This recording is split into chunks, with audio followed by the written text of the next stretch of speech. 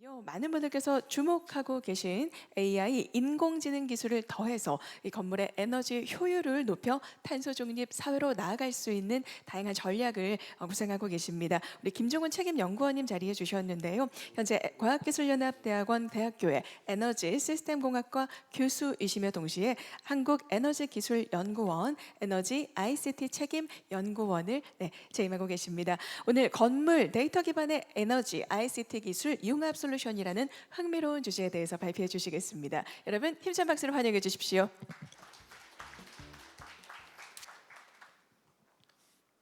네, 반갑습니다. 한국에너지기술연구원 김종훈 책임연구원입니다. 저는 현재 한국에너지기술연구원 에너지 ICT 연구단 건물그룹에서 ICT 기술을 활용한 건물 에너지 효율 향상 기술 개발 업무를 수행하고 있습니다. 하트 모양으로 표시된 부분은 그동안 제가 수행했던 연구 과업들의 키워드를 워드 클라우드 생성기에 입력해서 시각화한 이미지입니다. 현재는 이러한 기존 연구 경험을 바탕으로 탄소 중립, 전기화, 디지털 전환이라는 시대적 명제에 대응하기 위해 데이터 기반의 자율운전 기술을 고도화하기 위해 노력하고 있습니다. 금일의 발표에서는 건물 에너지에 대한 현황을 살펴본 후 ICT 기술을 구성하는 요소 기술 그리고 이를 활용한 데이터 수집 및 활용 사례를 소개드리면서 탄소 중립 사회 초입에서의 건물 에너지 부분의 방향성을 전망하고자 합니다. 우리는 건축 공간과의 안정적인 관계 유지를 위해서 에너지를 사용하게 되는데요. 2023년 발간된 월드 에너지 아웃룩 보고서에 따르면 글로벌 최종 에너지 소비량의 총량은 433 엑사줄이며 이 중에 약 30%에 해당하는 133 엑사줄의 에너지를 건물에서 사용하고 있다고 합니다. 1 엑사줄은 약 27만 가구가 1년 동안 사용할 수 있는 전기를 생산할 수 있는 1기가와트급 원전 약 32기에 해당하는 에너지입니다. 즉 건물 부분에서 사용하는 133 엑사줄의 에너지를 충당하기 위해서는 1기가와트급 원전 약 4,256기가 필요한 셈입니다. 오른쪽 그래프는 건물 부분에서 사용되는 133 엑사줄의 에너지 소비량에 대한 냉방, 난방, 급탕, 조명, 취사, 일반 기구 그리고 기타 부분의 비율을 나타낸 것인데요. 여기서 보면 이제 3분의 1 정도가 난방 에너지에 해당하고 있는 것을 알 수가 있습니다. 우리나라 건물 부문 연간 총 소비량은 101.53 엑사줄 수준이고요. 1기가와트급 원전 약 49기가 1년 동안 생산할 수 있는 양에 해당하게 됩니다. 오른쪽 그래프는 건물 부분에서 사용되는 1.53 엑사줄의 연간 에너지 총 소비량에 대한 난방, 냉방, 급탕, 조명, 취사, 일반 에너지 사용 기구와 기타 부분의 비율을 나타낸 것인데요. 난방 에너지 비율이 전체의 약 절반, 냉방이 18, 그리고 급탕이 9%, 조명이 7%를 차지하고 있는 것을 알 수가 있습니다. 다음은 세계 온실가스 배출 현황입니다. 2023년 세계 기상기구가 18개국의 국제기구와 협력하여 발표한 2023년 기후과학 협동보고서에 따르면 인류는 기후변화 대응 경로에서 한참을 벗어나고 있다고 합니다. 기후변화를 유발하는 온실가스의 배출량이 줄기는커녕 오히려 늘고 있다고 강조하고 있는데요. 2022년 기준으로 한 해 동안 인류의 활동으로 배출된 온실가스량은 이산화탄소 환산량으로 할 때 약 500억 톤 수준이라고 합니다. 오른쪽 그래프와 같이 이 중에서 약 73%가 에너지 생산, 운송, 그리고 이용 과정에서 온실가스를 배출하고 있는데요. 건물은 17.5%의 온실가스를 배출하고 있음을 알 수가 있습니다. 따라서 우리는 건물 부분에서의 온실가스 감축을 위한 노력을 더욱더 할 필요가 있습니다. 이와 관련해서 우리나라에서는 2030년 온실가스 감축 목표 그리고 2050년 탄소 중립 목표 달성을 위해서 건물 부분에서는 앞서 여러 번 강조가 됐지만 32.8%, 88.1%의 온실가스 배출량을 줄이기 위해 노력하고 있습니다. 국내에는 약 그래프에서 보시는 바와 같이 720만 동의 기존 건물이 있고요. 이 중에 약 47%는 주거용 건물입니다. 국가 총 에너지 소비량의 약 17%, 그리고 총 온실가스 배출량의 약 24.7%를 차지하고 있는 건물에서의 온실가스 배출량 절감 전략으로는 크게 세 가지가 있습니다. 신축에서는 에너지 소비량과 생산량이 같아지는 제로에너지 건축물을 확대하는 것이고요. 기존 건물에 대해서는 단열 시공, 창호 교체, 설비 교체, 그리고 신재생 에너지 시스템 설치를 통해서 건물의 에너지 성능을 높이는 그린 리모델링을 확대하는 것입니다. 또한 에너지 성능이 향상된 건물 내에서도 사실 운영 단계에서 비효율적인 에너지 사용량이 발생할 수 있는데요. 이러한 부분들을 개선하기 위해서 건물 에너지 관리 시스템의 보급을 확대하는 것이 필요하다고 내다보고 있습니다.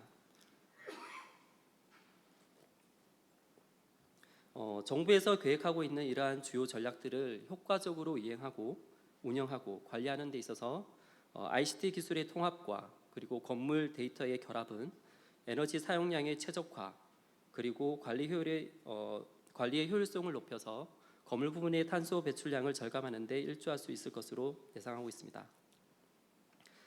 보시는 바와 같이 ICT 기술은 정보기술과 통신기술이 결합된 형태로 볼 수 있는데요. 센서와 스마트폰, 컴퓨터와 같은 하드웨어, 그리고 분석 프로그램, 인공지능 알고리즘, 운영체계와 같은 소프트웨어, 인터넷과 같은 네트워킹 기술, 이러한 요소들로 이루어져 있습니다. 통신을 통해서 정보를 공유하고 공유된 정보로부터 다양한 인사이트를 얻기 위해서는 우선 양질의 데이터를 수집, 저장하고 처리와 분석을 통해 데이터를 시각화하는 과정이 매우 필요하다고 할 수 있습니다. 특히 그림에서 보시는 바와 같이 전체 데이터의 80%를 차지하는 소리, 영상, 사진과 같은 비정형 데이터를 적극적으로 발굴하고 이를 적극적으로 활용하는 것이 중요하다고 할 수 있습니다. ICT 기술의 소프트웨어에 해당하는 인공지능 기술은 인간의 인지와 추론, 판단의 능력을 컴퓨터로 구현하는 기술인데요. 학습을 통한 성능 향상이 가능한 기계 시스템을 구현하는 기계학습 기술로 인공지능화를 더욱더 가속화시킬 수 있습니다. 보시는 그림은 최근 일반 대중들에게 높은 관심을 받고 있는 대규모 언어 학습 모델인 생성형 AI에 해당하는 챗GPT에게 본인의 자화상을 그려달라고 요청한 것입니다. 챗GPT는 자신의 모습에 대해 친근하고 지적인 외모를 가지고 있는 디지털 아바타이며 언어를 처리하고 이해하는 능력을 가지고 있다고 합니다. 보시는 그림과 같이 초등학생인 저희 아들이 이제 챗GPT를 통해서 그린 그림인데요. 이러한 아이의 상상력을 곧잘 이해하고 이를 그림으로 잘 시각화할 수 있는 능력까지 가지고 있습니다.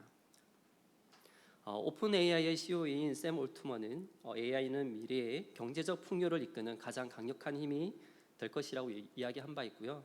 그리고 MS 창업자인 빌 게이츠는 10년 내에 인간의 뇌를 능가하는 슈퍼 AI가 나올 것이라고 전망하고 있습니다. 보시는 그림은 머신러닝, 인공지능, 데이터 관련 기업을 영역별로 도식화한 것인데요. 이는 샘 올트먼과 빌 게이츠의 전망이 현실화될 수 있다는 것을 반증하고 있습니다. 현재 공학 분야에서도 그림과 같은 다양한 솔루션들을 바탕으로 기존의 통계학적 기반의 데이터 처리 과정의 효율화를 꾀하고 있습니다. 특히 GPU, 네트워크, 스토리지 성능 향상으로 인공지능 기술 개발은 한층 더 가속화될 것으로 예상이 되고 있고요.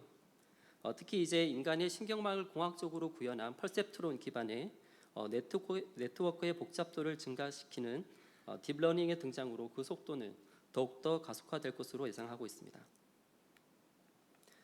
단일 퍼셉트론을 넘어 지금도 끊임없이 다양한 인공지능 네트워크들이 개발되고 활용되고 있습니다. 하지만 이러한 인공지능 모델들을 잘 학습시키고 의미 있는 추론 및 판단을 하기 위해서는 학습할 수 있는 양질의 데이터셋을 확보하는 것이 가장 중요합니다. 오른쪽 그래프와 같이 회색 부분이 머신러닝 알고리즘을 개발하기 위한 파트인데요.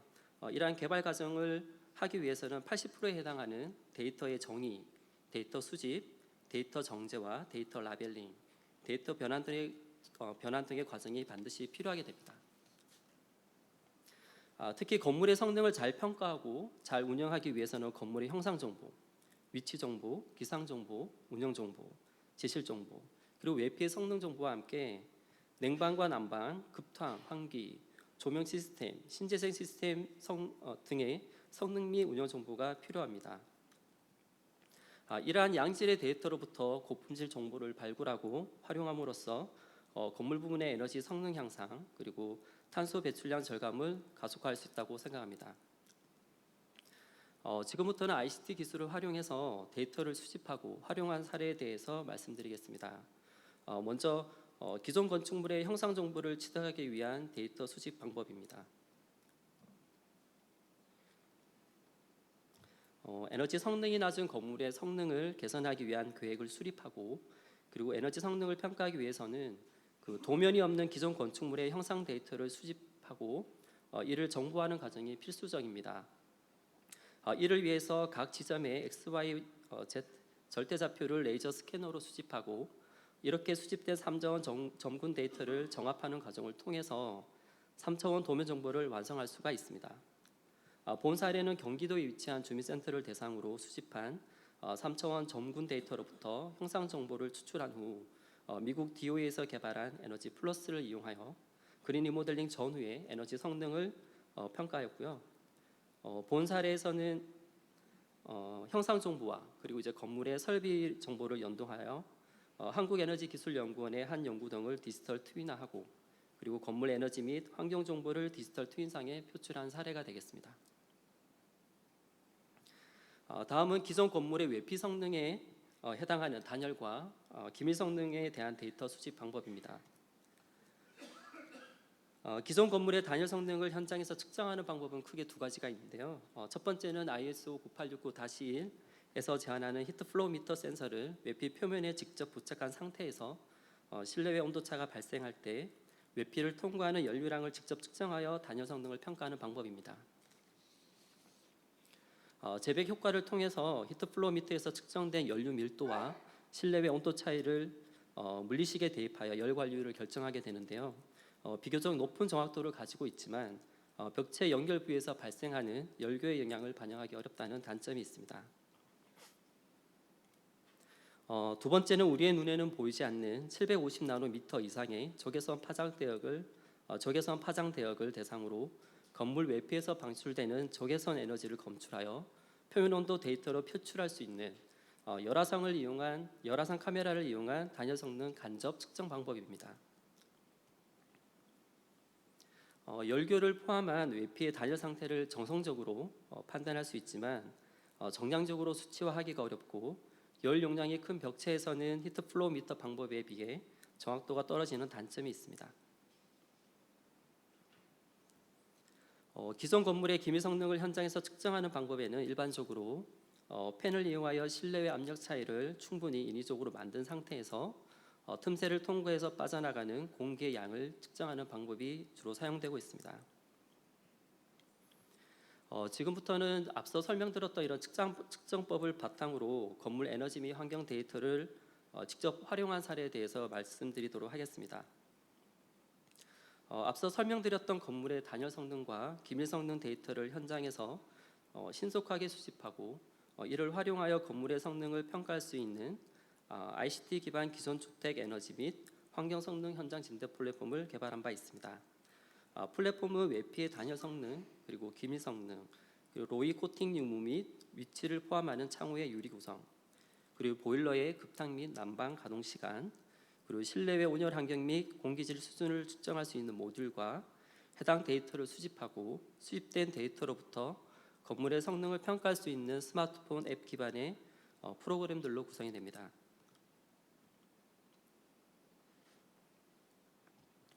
본 플랫폼을 기존 주택의 에너지 성능 개선 사업에 활용하게 되면 효율 개선 시공 전후에 에너지 절감량 및 탄소 배출량을 간이적으로 예상을 할 수 있고요.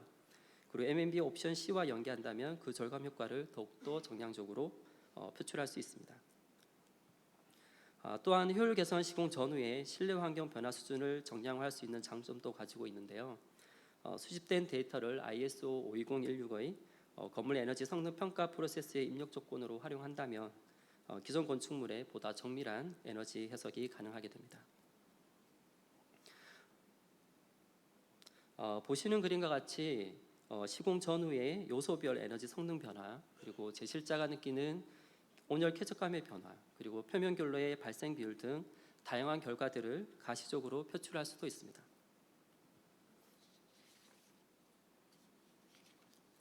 앞서 설명드린 플랫폼을 응용하게 되면 기존 건물에서 기존 커뮤니티 레벨로 데이터 수집 범위를 확장했을 때 구역별 에너지 성능 관리도 가능하게 되는데요. RGB 카메라와 그리고 IR 카메라를 탑재한 드론을 건물의 형상 데이터와 통해서 이제 건물의 형상 데이터와 표면 온도를 수집하고 건물별 실제 에너지 사용량과 연계함으로써 건물의 노후도를 반영한 건물별 에너지 사용량의 적정 베이스라인을 작성할 수가 있고요. 이를 기반으로 실제 에너지 사용량이 적정한지에 대한 판단도 가능하게 됩니다.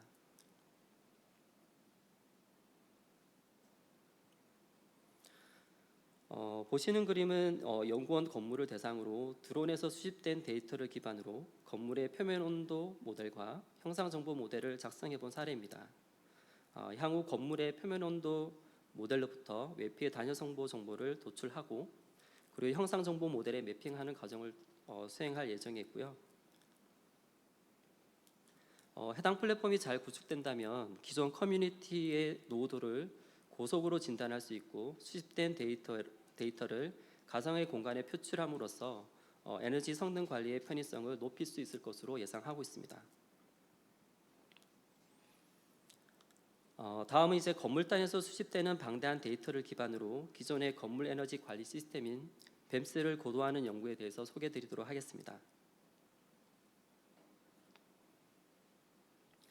기존의 규칙 기반 제어 방식에 데이터 기반 학습 가능형 인공지능 모델을 뱀스에 탑재함으로써 자율운전이 가능한 건물로의 전환을 시도하는 연구인데요.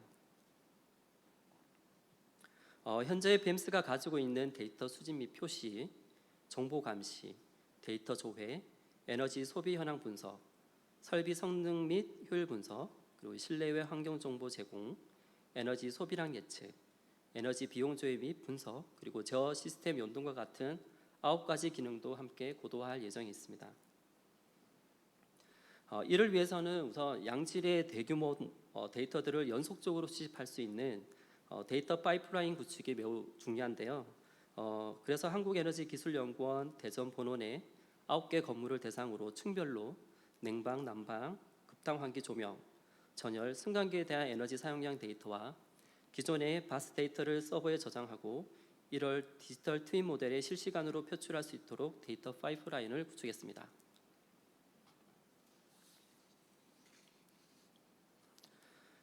현재는 1분당 25,000개 포인트의 데이터로부터 처리한 정보를 언리얼 엔진 기반으로 구축한 가상 공간에 실시간으로 표출하고 있고요. 보시는 그림과 같이 건물별로 그리고 층별로 에너지 사용량 모니터링을 기본으로 제실자가 느끼는 실내 쾌적감, 건물별 에너지 생산과 소비 현황, 그리고 건물 간 에너지 공유 현황 등을 모니터링하고 있습니다. 또한 정밀 데이터 분석을 통해서 부하 용도별 그리고 층별 데이터로부터 건물의 상태를 진단하고 제어하고자 노력하고 있습니다. 끝으로 이제 건물 개별 공간 제어에 활용할 수 있는 인공지능 기반의 공간 자율운전형 엣지 컴퓨팅 디바이스 개발 연구에 대해서 말씀드리겠습니다. 건물의 효율적 관리를 위해서는 공간의 상태 데이터를 수집할 수 있는 센서 모듈이 필요한데요. 기존의 센서 모듈은 유선 타입의 전원 공급이 필요하게 됩니다. 이 경우 전원 공급을 위한 별도의 배선 작업이 필요하게 되고 이에 따른 설치의 자율성이 저해되게 됩니다. 이에 공간의 인용 에너지를 수집하여 에너지원으로 활용할 수 있는 에너지 하베스팅 기술을 이용하여 센서 모듈의 전원을 확보하는 연구를 하고 있습니다. 본 연구는 공조용 덕트 말단의 디퓨저에서 토출되는 바람으로부터 마찰 전기를 발생시켜 이를 센서의 전원으로 활용하고자 하고 있는데요. 보시는 그림과 같이 마찰 전기를 통해 디퓨저에서 토출되는 풍속을 측정하고 그 데이터를 스마트폰에 전송하는 데 성공한 바 있습니다. 또한 개발된 인공지능 모델을 엣지 컴퓨팅 디바이스의 뉴럴 프로세싱 유니트에 탑재함으로써 공간 제어가 가능하도록 시도하고 있습니다.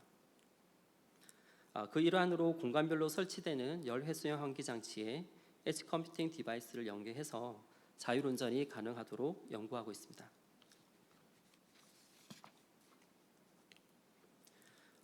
보시는 그림은 챗GPT로 그려본 그림입니다.